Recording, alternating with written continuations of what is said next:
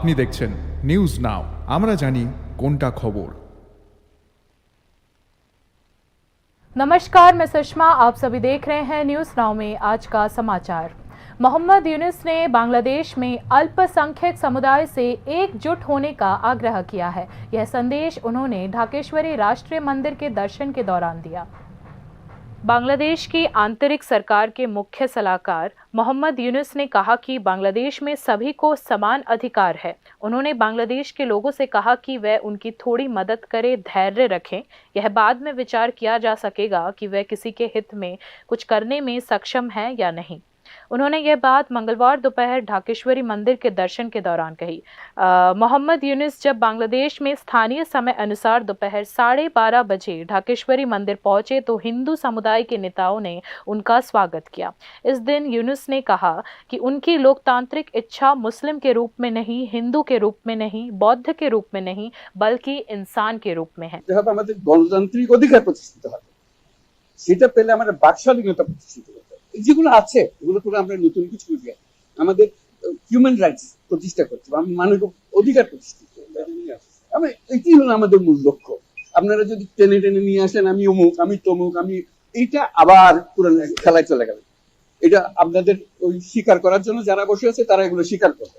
আপনারা বলেন যে আমি মানুষ, আমি বাংলাদেশের মানুষ, আমার সাংবিধানিক অধিকার এই আমাকে দিতে হবে। সব সরকারের কাছে এটাই যাবেন, আর কিচ্ছু দেবেন না। আমরা আমার সঙ্গে অনেকের পরিচয় আছে, আজকে নতুন পরিচয় নিয়ে আমাকে আজকে দেখেন নি আপনারা। আমরা যখন শুরু করি আমাদের কাজ গ্রামীণ ব্যাংকের কাজ, আমরা গরিব মেয়েদের নিয়ে কাজ শুরু করছি এবং কেউ বলছে না মেয়েদের, মুসলমান মেয়ে যাওয়া যাবে না। ভাই ধর্মেরই হোক, তার টাকার দরকার আছে, তারা টাকা দিলে। इस दिन उनके साथ बांग्लादेश पूजा उद्योग परिषद के अध्यक्ष वासुदेव धर समेत बांग्लादेश हिंदू समुदाय के नेतागण मौजूद रहे। Bureau report, news now.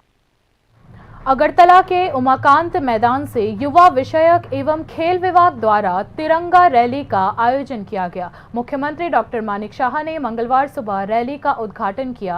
Rally का आयोजन हर घर तिरंगा कार्यक्रम के तहत किया गया था। इस मौके पर भाजपा के प्रदेश अध्यक्ष राजीव भट्टाचार्य, अगरतला नगर निगम के महापौर दीपक मजुमदार और अन्य लोग मौजूद रहे। देश भर में आज से हर घर तिरंगा कार्यक्रम शुरू हो गया है। यह आयोजन 15 अगस्त तक चलेगा। इस कार्यक्रम के तहत प्रदेश में हर घर तिरंगा अभियान भी मनाया जा रहा है। मंगलवार सुबह उमाकांत स्कूल मैदान में एक रैली का आयोजन किया गया, जिसमें मुख्यमंत्री मानिक शाह भी मौजूद थे। मुख्यमंत्री ने कहा कि पिछले मन की बात कार्यक्रम में प्रधानमंत्री नरेंद्र मोदी ने इस वर्ष के स्वतंत्रता दिवस के समारोह के विभिन्न कार्यक्रमों की जानकारी दी। हर घर तिरंगा कार्यक्रम पहली बार प्रधानमंत्री नरेंद्र मोदी द्वारा 2022 में शुरू किया गया था। इस कार्यक्रम का मुख्य उद्देश्य देश के स्वतंत्रता सेनानियों और शहीदों को सम्मान और श्रद्धांजलि देना है। मुख्यमंत्री ने कहा कि वह राज्य में हर घर तिरंगा कार्यक्रम के सफल समापन के लिए सरकारी अधिकारियों सहित विभिन्न सामाजिक संगठनों से पहले ही बात कर चुके हैं। আপনারা সবাই জানেন যে গত যে আমাদের মন কি বাত অনুষ্ঠান হয়েছিল মাননীয় প্রধানমন্ত্রীজি, সেখানে উনি আবেদন রেখেছিলেন যে এবারে আমাদের যে স্বাধীনতা দিবস, সেই স্বাধীনতা দিবসকে সামনে রেখে বিভিন্ন অনুষ্ঠান করার জন্য, এবং উনি আহ্বান রেখেছিলেন 2022-এ সেই 15 আগস্ট স্বাধীনতা দিবস উপলক্ষে, সেখানেও উনি প্রথম এই ধরনের প্রোগ্রামের আবেদন রেখেছিলেন। এর মূল উদ্দেশ্য কি আমরা সবাই জানি, যে যারা আমাদের এই দেশকে স্বাধীন করার জন্য বলিদান হয়েছেন, প্রাণ দিয়েছেন, বা যারা এখন আমাদের এই ভূখণ্ডকে রক্ষা করার জন্য প্রাণ দিচ্ছেন, বলিদান হচ্ছেন, শহীদ হচ্ছেন, তাদেরকে সম্মান দেওয়া। 2022-এ আমরা করেছি, ত্রিপুরা সরকারের উদ্যোগে আমরা করেছি, বিভিন্ন যারা সমাজ। 2022 में प्रधानमंत्री ने प्रत्येक परिवार से अपने घरों पर झंडा फहराकर हर घर तिरंगा कार्यक्रम मनाने का आग्रह किया।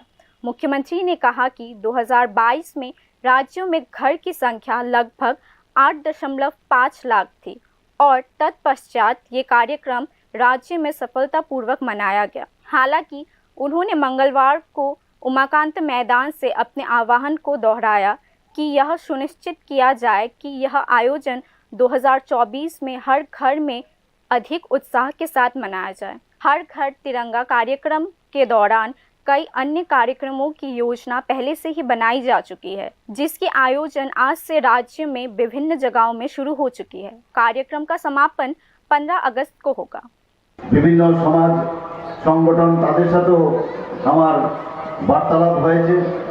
সেখানে আমরা বলেছি এই যে আমাদের যে হর ঘর তিরঙ্গা সেই প্রোগ্রাম যেন সাফল্যমণ্ডিত হয়।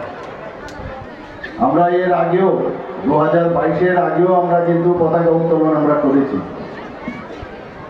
কিন্তু মাননীয় প্রধানমন্ত্রীজি যখন আহ্বান রাখলেন যে আমাদের প্রতিটি ঘরে আমাদের এই পতাকা উত্তোলন করতে হবে, জাতীয় পতাকা উত্তোলন করতে হবে, সেই উপলক্ষে আমাদের ত্রিপুরাতে 2022-এ আমাদের কাছে যে সংখ্যা আছে 8.5 লাখ আমাদের বাড়িঘর ত্রিপুরাতে আছে। সেই উপলক্ষে আমরা আমাদের বিভিন্ন সাইজের যে ফ্ল্যাগ আমরা তৈরি করেছি ত্রিপুরা সরকারের মাধ্যমে, ভেন্ডাররাও ছিল এবং আমাদের আহ্বানে সাড়া দিয়ে সব জায়গায় কিন্তু मुख्यमंत्री ने कहा कि प्रधानमंत्री जब भी देशवासियों से किसी कार्यक्रम का आह्वान करते हैं तो देशवासी उस कार्यक्रम को सफलतापूर्वक मनाते हैं। मुख्यमंत्री मानिक शाह ने आश्वासन दिया कि प्रधानमंत्री को विश्वास है कि इस साल भी देश के लोग इस कार्यक्रम को सफलतापूर्वक पूरा करेंगे। Bureau report, news now. साल 2022 से आज़ादी का अमृत महोत्सव शुरू किया गया, जिसका मुख्य भाग हर घर तिरंगा है। इस कार्यक्रम का मुख्य कार्य स्वतंत्रता दिवस पर देश के हर घर में राष्ट्रीय ध्वज फहराना है। यह उत्सव इसी साल भी चल रहा है। ये प्रक्रिया 9 अगस्त से 15 अगस्त तक जारी रहेगी। राज्य में मंगलवार को दिन भर हर घर तिरंगा अभियान पर आधारित कई कार्यक्रम चल रहे हैं।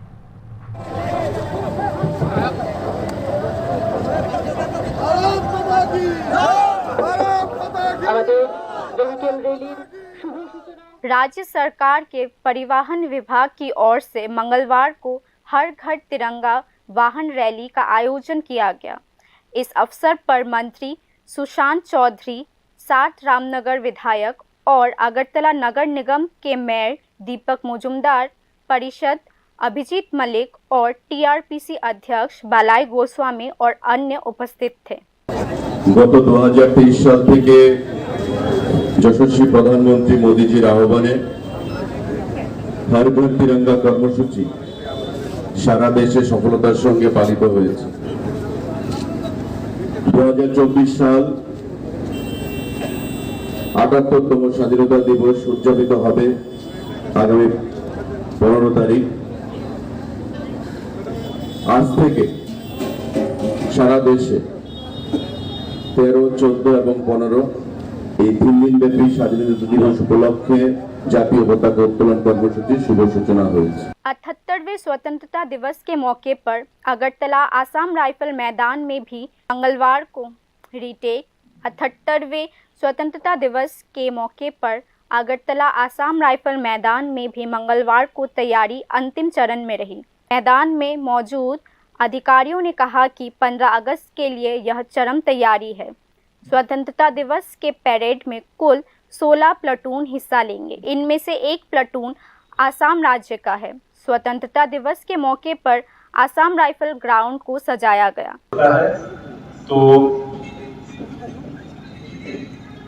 सबों को इनफैक्ट शुरू से भी मैंने देखा कुछ लोगों की गर्मी के कारण इत्यादि समस्या हो रही थी, तो पैरों को हमेशा हिलाते रहना है थ्रूआउट, और ये एक रामबाण है जिससे कभी कुछ नहीं होगा। तो ये बहुत ज़रूरी है फ्रॉम बिगिनिंग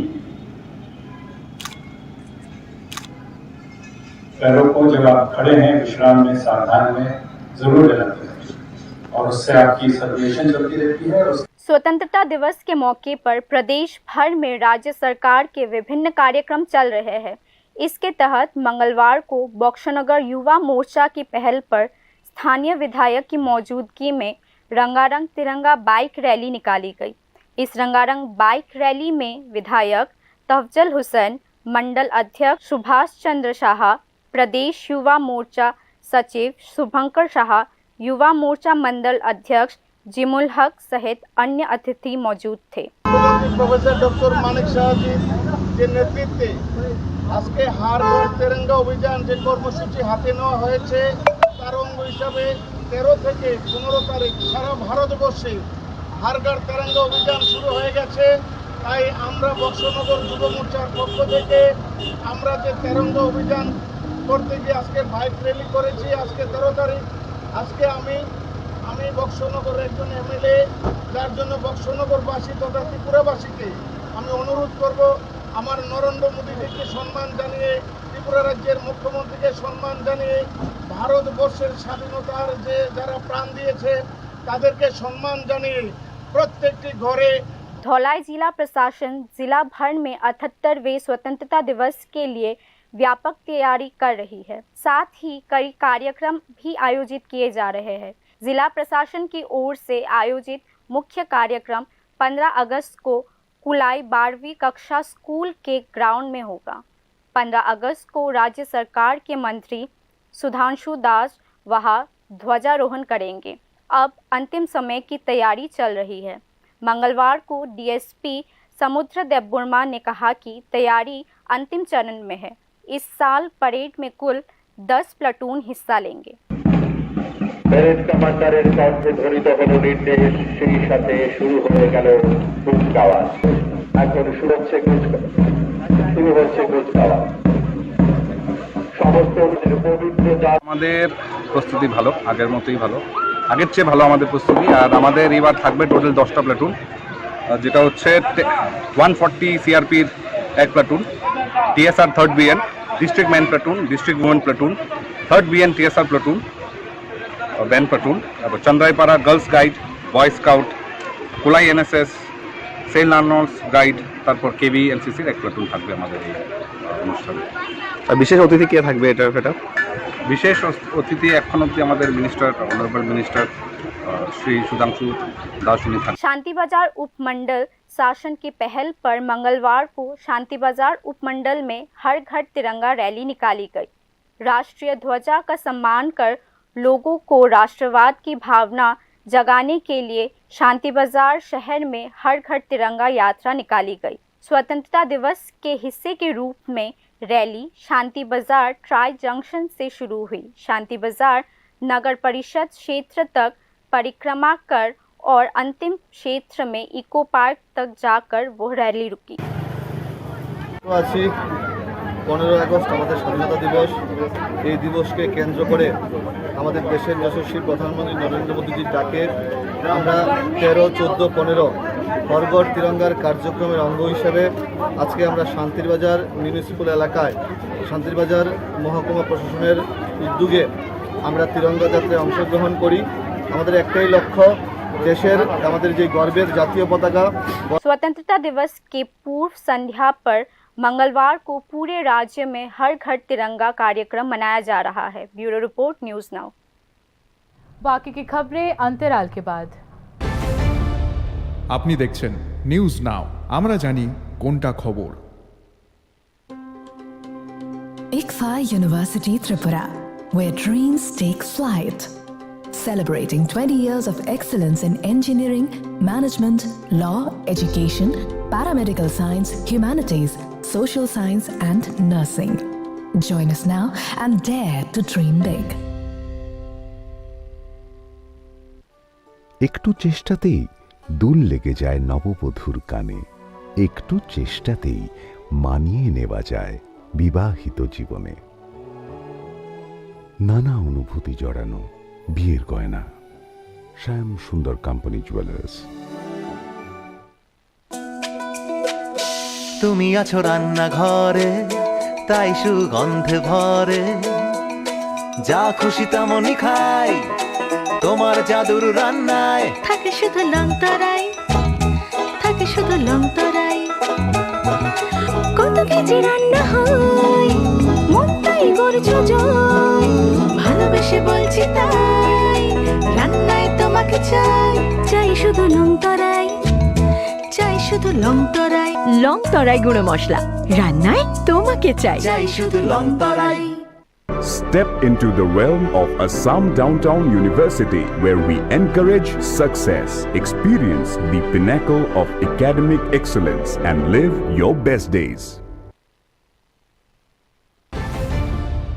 আপনি দেখছেন নিউজ নাও, আমরা জানি কোনটা খবর। आगे की खबरें कुछ इस प्रकार है। बांग्लादेश में अस्थिर स्थितियों में अल्पसंख्यकों पर हमले हो रहे हैं। सीमा पार से त्रिपुरा में घुसपैठ की कोशिश की जा रही है। इस बार सीमा सुरक्षा बल ने खोवाई सीमा के माध्यम से बांग्लादेशी शरणार्थियों को घुसपैठ करने के प्रयास को विफल कर दिया है। सीमा सुरक्षा बल को हवा में फायरिंग कर इस घुसपैठ को रोकना पड़ा। उनके द्वारा दिए गए बयान में कहा गया है कि खराब मौसम और खराब दृश्यता का फायदा उठाते हुए लगभग 15 बांग्लादेशी शरणार्थियों का एक समूह खोवाई सीमा के माध्यम से त्रिपुरा में प्रवेश करने की कोशिश कर रहा था। सीमा सुरक्षा बल के अनुसार खोवाई सीमा पर पहाड़मुड़ा चौकी के माध्यम से यह प्रयास किया गया था। बांग्लादेशी शरणार्थी घुसपैठियों ने सीमा सुरक्षा बल की चेतावनी को नजरअंदाज कर त्रिपुरा में घुसपैठ करने की कोशिश की। नतीजतन सीमा प्रहरियों को हवा में फायरिंग के लिए मजबूर होना पड़ा। हवा में फायरिंग करने के बाद घुसपैठ मौके से फरार हो गए।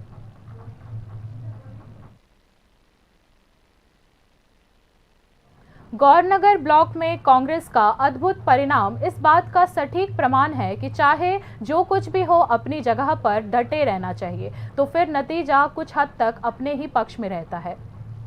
जिला कांग्रेस लंबे समय से कैलाशहर और गौरनगर ब्लॉक में लोगों के हितों के लिए लड़ाई लड़ रही है। विधायक बिरजित सिन्हा, मोहम्मद बदरुद्दीन जमान, रुद्रेंद्र भट्टाचार्य और अन्य नेताओं ने आगे बढ़कर लड़ाई का नेतृत्व किया। कांग्रेस के नेता और कार्यकर्ता भाजपा की विफल राजनीति के आगे ना झुककर जमीन पर ताल ठोक कर खड़े रहे। पंचायत चुनाव के नतीजों ने इसकी पुष्टि कर दी है। 13 में से 7 विधानसभा क्षेत्र में कांग्रेस का झंडा लहरा रहा है। उन्होंने जिला परिषद की 2 सीटें भी जीते। 14 में से 13 पंचायतों पर भाजपा खेमा ने कब्जा कर लिया है। সর্বংশের জনসাধারণকে আন্তরিকভাবে আমরা অভিনন্দন জানাই, শুভেচ্ছা জানাই। এবার বর্ণনগর